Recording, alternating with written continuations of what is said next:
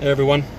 So I'm sitting here in the car, decided I might as well make a quick video, which will probably be 10 minutes quick, about the new item that I've been working on for the tc2s and 2.5. So this is an e-brake handle. It's unfinished still, but for demonstration purposes, to show people what's happening, I decided to make this video. So essentially, you have the hole for the button, and along the end here there's a little groove there, which is going to be if you want to attach the boot properly from the inside, and I'll show you that as well. Now if you look underneath here, there's this little bit of a groove here.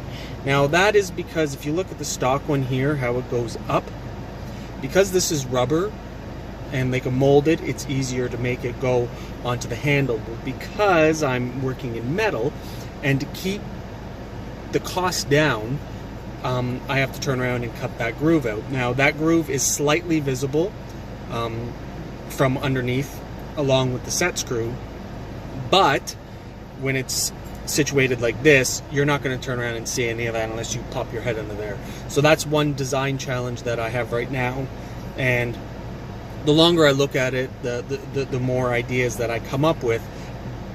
But essentially, to keep the costs down, less work equals less costs, more work equals more costs. I will turn around and make myself one of these, and I will run this because I've looked at it from every angle and I can't see it, and it's not going to bother me. So what I'll do is that I'll adjust the camera, and it's going to be a pain in the ass in the video. It's going to go from horizontal to vertical and stuff like that, but I don't have a tripod or anything for my phone. I only have what it's hanging on to, so just bear with me and you guys will see. All right, so here we have the stock handle, as you guys can see, and I can't get this, maybe that's better. As you guys can see, so the first foremost, you gotta take your e-brake button out. Usually it just twists off. If you have an aftermarket one, this is my junk one that I use for testing and everything, but that's that. Now to get this off, obviously you got to move the shift boot down and get it off. To get this off, this is the hardest part. Now I'm pretty strong, so I can manage, but for people who are not as maybe strong as me or capable as me, you could turn around and use a hairdryer to heat it up to try to expand the rubber. But essentially you just want to grab it with two hands however you can and twist it lightly and pull. So when you twist and pull, it'll turn around and come up. Okay, and then this is what you get, because if you could see here, these little nubbins, those are flared out to make this a pain in the ass to come off. So now you have the shift boot here, right? All you're going to want to turn around and do is with your finger push it down, right? And then get it to unclip. You need two hands. And then get it in on an angle to get it out. And then you're left with this thing. If you haven't cleaned it for a while, it gets a little all mucky. So now, here, this essentially will just slide over. Now, I guess I tightened that set screw a little bit too much. Alright, so what's going to happen is that this will turn around and slide all the way over, and it'll meet up in there. Okay, so you could turn around and tap it down and get it on there, and then you'll take your Allen key, and with that set screw underneath, you'll turn around and simply tighten it. Okay, you don't want to go mega tight, but you want to make sure that it's tight, because that's what's going to be holding this in. You see, I'm really pulling on that, and it's not coming off. All right.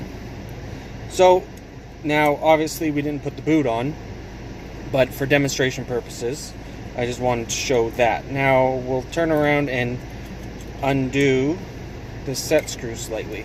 Now here's the challenging part. Now this will slide on and off. It is cut in there so that it is pretty firm on there. So you'll just have to deal with that. So let's pause. You guys know this is like take 30 because I'm having a pain in the ass time. Anyways, get your boot. Once you get your boot removed, you know, now's a good time to clean it if you haven't cleaned it for a while. And remember, the seam here, that goes to the front of the car always. So when you're working with this now, you want to make sure that you realize that you work with the seam to the front of the car.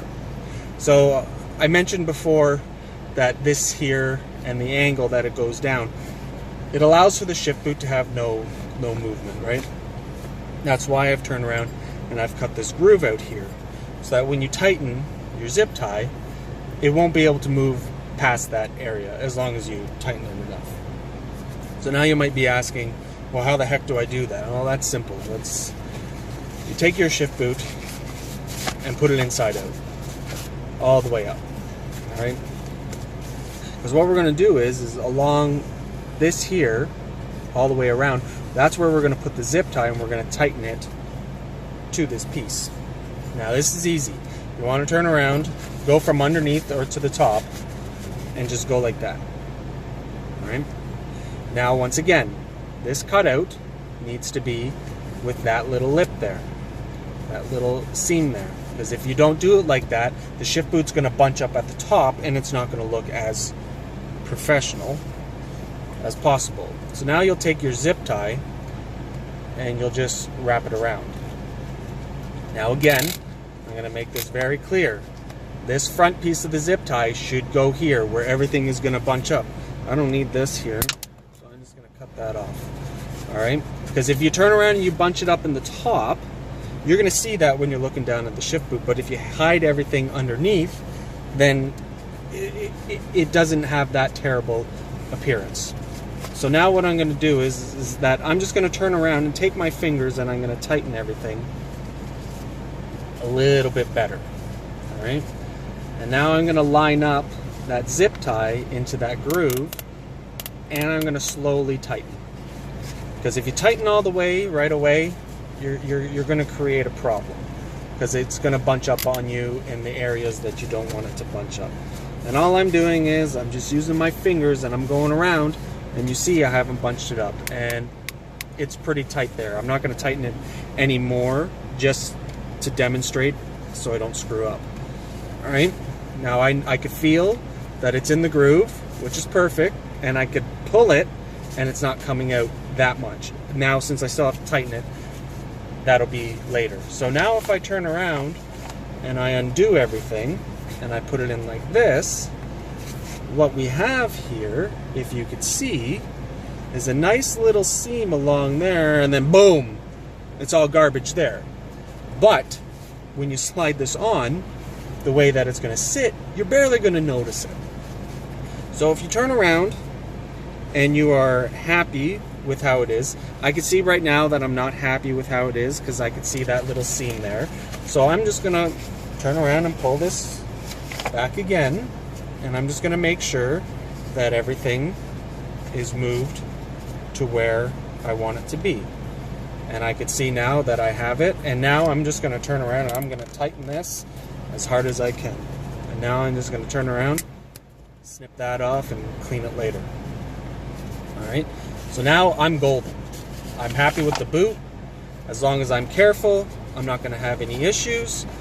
And I've pulled it apart, and what you have there is, it's not stock, right? But you're not going to get stock for a cheap price like this. And then yeah, and then that's great. And all you have to turn around, and you can see here, that's the little nubbin from the zip tie. So if you don't use a zip tie, you don't have to worry about it. But if you really were careful, you could twist it. And now look at, I've turned around and I've put it in the middle. So that's the great thing about zip ties or about elastic bands, is if you screw up, you know, you can just take them off and redo it. So yeah, so now we have a shift boot and e-brake handle. This is the hard part, and you're going to get frustrated, you're going to get pissed off, and you're going to wish that you didn't buy this, but you're going to have to struggle through installing the boot back. Alright, so now this is going to be the challenging part. So we got to get this back in. So first and foremost, you have to make sure that the set screw is not going to hinder the installation. Now you're just going to turn around and slide this whole thing all the way in. And you got to make sure, turn around and start it this way, you got to make sure that everything is out of the way. Alright, so there's that. So now you can turn around and take your little Allen key and tighten that set screw. Alright, now tighten it pretty tight. And there's that. So the hard part is going to be getting the boot in.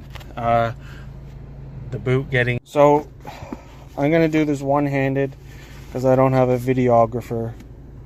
But to get this in, it is going to be a challenge. So first things first, you got to put this corner in first. Alright, you want to get that into there, and that's great. Then you want to turn around and put this corner in, and then push it all down. Then you want to push all of this under the clips that are in there. Alright, so if you can see those clips there, and here, you want to get that side of the boot below them. And then you want to pull this side of the boot up. And then the same on this side. You want to pull this side of the boot up. Okay? You want to get it to go in to where it needs to go. And then you'll hear it click. So this side, and this side has to go in first, because that's the easy way. And then pull up the corner on the other two, and then that will come up. Alright? And then if you do it like that, everything is nicely situated. You have to put this side and this side in first, because if you don't, it makes it very hard if this side is already in. I don't know why, but it is. So now, last but not least, you turn around and reinstall your button. So I've got this mucked up one that I always use for test fitting.